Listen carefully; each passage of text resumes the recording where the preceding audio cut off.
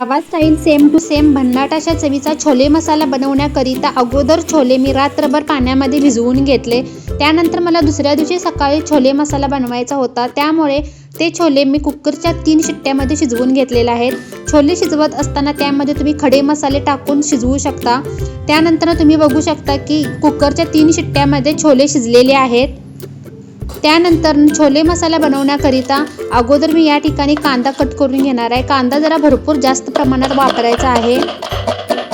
साध्या आणि सोप्या पद्धतीचा छोले मसाला एकदम टेस्टी अशा स्वरूपाचा बनतो। यामध्ये मी जास्त अशा प्रकारचे खडे मसाले किंवा मसाला जास्त प्रमाणात वापरलेला नाही। याकरिता मी अगदी मसाला बनवण्याकरिता बारीक कांदा चिरून घेतलेला आहे। त्यानंतर टोमॅटो सुद्धा मी त्यामधील बिया काढून घेतलेला आहे आणि मिक्सरमध्ये टोमॅटोची आपल्याला पेस्ट बनवून घ्यायची आहे। त्यानंतर कढईमध्ये 2 मोठे चमचे तेल टाकलेले आहे। तेल चांगले तापल्यानंतर त्यामध्ये 1 चमचा जिरं घातलेला आहे। तसेच त्यामध्ये बारीक चिरलेला कांदा घातलेला आहे। तुम्ही या ठिकाणी जर तुम्हाला कांदा बारीक चिरून वापरायचा नसेल तर तुम्ही कांद्याची प्युरी सुद्धा वापरू शकता। तसेच महत्त्वाची टिप ही आहे या ठिकाणी की कांदा भाजत असताना खूप वेळ लागतो आणि तितका आपल्याकडे वेळ नसतो, तर त्यामुळे कांदा जेव्हा तुम्ही तेलामध्ये टाकता तर त्यासोबतच आपल्याला नमक टाकायचं आहे, म्हणजे मीठ। मी या ठिकाणी अर्धा चमचा मीठ टाकलेला आहे। मीठ टाकल्यामुळे कांदा पटकन तेलामध्ये होरपळला जातो आणि पटकन भाजला जातो।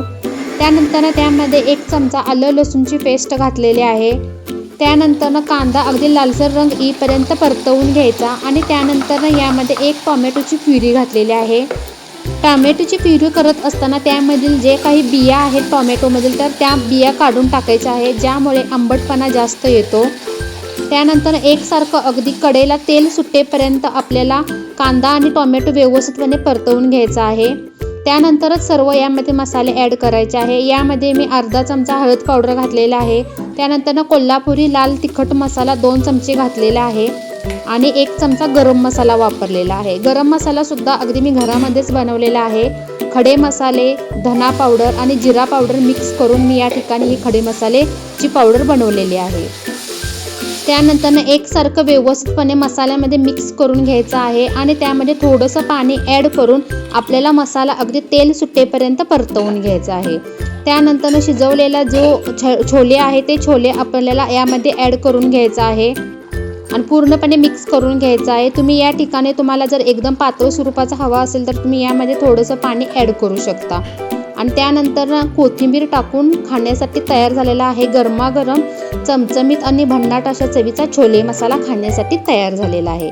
छोले मसाला तुम्ही अगदी भटुरेसोबत सुद्धा खाऊ शकता, तसेच चपाती भाकरीसोबत सुद्धा एकदम भन्नाट अशा चवीचा छोले मसाला बनून तयार झालेला आहे। रेसिपी आवडल्यास माझ्या A1 तडका या चॅनेलला नक्की शेअर, सबस्क्राईब तसेच कमेंट करायला सुद्धा विसरू नका। धन्यवाद।